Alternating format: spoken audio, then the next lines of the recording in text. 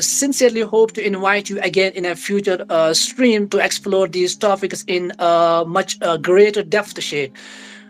Sheikh, we pray that Allah, we pray that this podcast becomes a means of awakening many hearts and a continuous sadqa jariyah for the ummah. So before we conclude, Sheikh, we would humbly request you to shed some light on how young minds can protect themselves from growing challenges of atheism.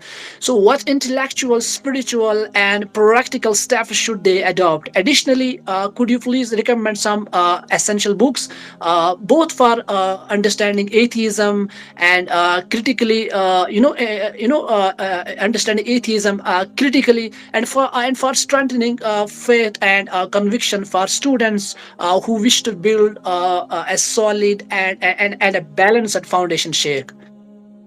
So I think that the one of the ways that they can intellectually protect themselves will be through studying why Islam is true, how we know that Nabi Sallam is the Nabi, how the Quran. So there's a Sheikh Hamza Karamali, and he has a very beautiful course called Why Islam is True.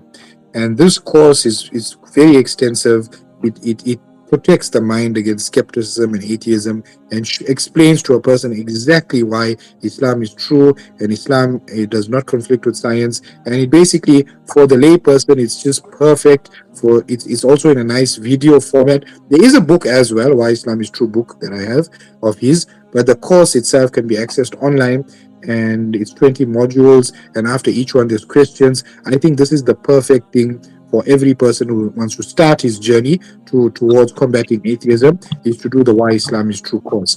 Then beyond that, the Sheikh also has a Kalam 3.0 course, where he takes the falsafa and ilmul kalam of the medieval times, and he applies it to scientific materialism and quantum mechanics and quantum physics, etc.